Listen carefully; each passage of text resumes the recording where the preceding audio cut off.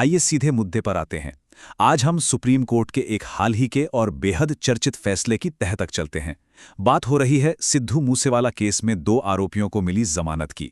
ये सिर्फ कोई आम न्यूज़ अपडेट नहीं है, बल्कि हमारी न्याय प्रणाली, ट्रायल में लगने वाले समय और संवैधानिक अधिकारों के बीच के टकराव को समझने के लिए एक बहुत ही जरूरी केस स्टडी है। इस पूरे विश्लेषण का ढांचा कुछ इस तरह रहेगा। पहले उस हाई प्रोफाइल हत्या की बात करेंगे, फिर समझेंगे इन 2 आरोपियों की जमानत याचिका को। उसके बाद बोलेरो कार कनेक्शन और एक पड़ोसी के बचाव पक्ष पर गौर करेंगे। और आखिर में इस पूरी लीगल प्रोसेस में हुई देरी और सुप्रीम कोर्ट के फाइनल बेल ऑर्डर को डीकोड करेंगे। तो चलिए शुरू करते हैं पहले पॉइंट से, जहां इस मर्डर केस के उस संवेदनशील बैकग्राउंड पर नजर डालना जरूरी है। बात है साल 2022 की। पंजाब के मानसा जिला में 28 साल के मशहूर पंजाबी गायक सिद्धू मूसेवाला की अज्ञात हमलावरों द्वारा गोली मारकर हत्या कर दी गई थी। एक ऐसी घटना जिसने सच में पूरे देश को हिलाकर रख दिया था। और यहीं से शुरू हुई एक ऐसी व्यापक जांच जो पिछले कई सालों से चल रही है, जिसमें लगातार नई गिरफ्तारियां भी हुई हैं। आगे बढ़ते हैं दूसरे हिस्से की तरफ, जहां इस खास बेल हियरिंग के 2 आरोपियों का जिक्र आता है। इस करंट केस में जिन 2 आरोपियों की बात हो रही है, उनकी ग्राउंड रियलिटी एक दूसरे से बिल्कुल अलग है। एक तरफ है पवन बिश्नोई।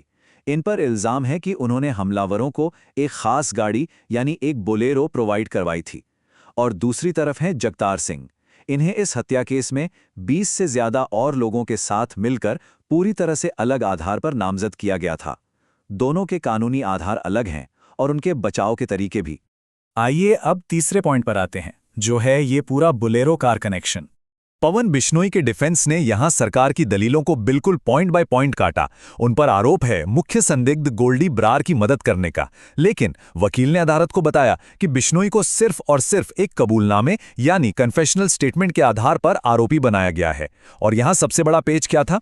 ये कबूलनामा उन्होंने तब दिया था जब वो किसी दूसरे केस में पहले से ही पुलिस कस्टडी में थे। बचाव पक्ष का सीधा सा कहना था कि स्टेटमेंट के अलावा उनकी भागीदारी साबित करने के लिए कोई भी ठोस सबूत या मटीरियल एविडेंस अदालत के सामने है ही नहीं। चौथे हिस्से में बात करते हैं दूसरे आरोपी की, जिसे हम पड़ोसी का बचाव कह सकते हैं। जगतार सिंह के वकील ने एक बिल्कुल अलग एंगल पेश किया। उनका आर्ग्यूमेंट कंप्लीटली जियोग्राफिकल स्थिति पर बेस था। उन्होंने इस बात पर जोर दिया कि जगतार सिंह घटनास्थल के पास सिर्फ इसलिए थे क्योंकि वो वहां के पड़ोसी हैं। और इस चीज को बड़ी सख्ती से डिनाई किया गया कि उन्होंने क्राइम सीन की रेकी करने या स्काउटिंग में किसी भी हमलावर की कोई मदद की थी। उनका बेसिक डिफेंस यही था कि उनका वहां मौजूद होना सिर्फ एक संयोग था। अब चलते हैं 5वें पॉइंट पर, जो इस पूरे केस और बेल हियरिंग का सबसे क्रिटिकल हिस्सा है, कानूनी प्रक्रिया में होने वाली भारी देरी। जरा इस नंबर 180 पर ध्यान दीजिए। बचाव पक्ष ने सरकार की लिस्ट को हाईलाइट किया, जिसके मुताबिक इस उलझे हुए केस में करीब 180 गवाहों को अदालत में बुलाने की योजना है। अब खुद सोचिए, जिस ट्रायल में 180 लोगों के बयान दर्ज होने हों, उस कानूनी प्रक्रिया को पूरा होने में कितने साल लगना तय है। और इस लंबी लिस्ट का नतीजा क्या निकला? ये दोनों आरोपी पिछले 3.5 साल से हिरासत में हैं और ट्रायल अभी ठीक से अपने अंजाम की तरफ बढ़ना शुरू भी नहीं हुआ है।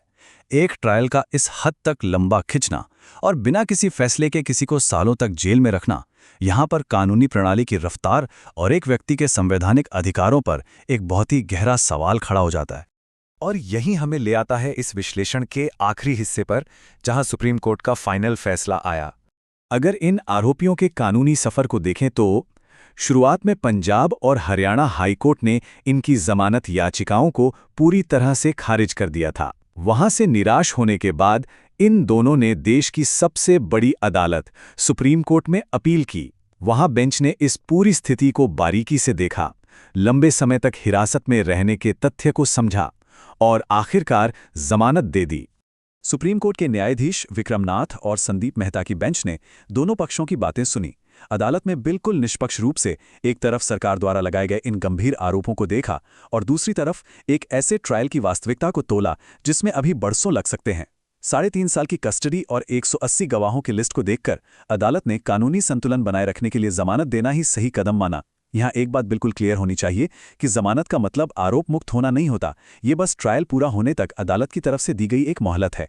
तो आखिर में ये रूलिंग हमारे सामने एक बहुत बड़ा और गहरा प्रश्न छोड़ जाती है। एक ऐसी संवेदनशील और हाई प्रोफाइल घटना जिसकी आज पूरे देश ने महसूस की, उसकी गंभीरता और एक व्यक्ति के समय पर सुनवाई पाने के संवैधानिक अधिकार के बीच हमारा कानूनी ढांचा आखिर एक सही संतुलन कैसे बनाता है। सिस्टेमिक डिलेज और इंडिविजुअल राइट्स की ये टक्कर हमारी न्याय प्रणाली की एक ऐसी सच्चाई है जिस पर गौर करना और चर्चा करना बेहद आवश्यक है। आज के इस विश्लेषण में बस इतना ही। इस आखिरी सवाल पर विचार जरूर कीजिएगा।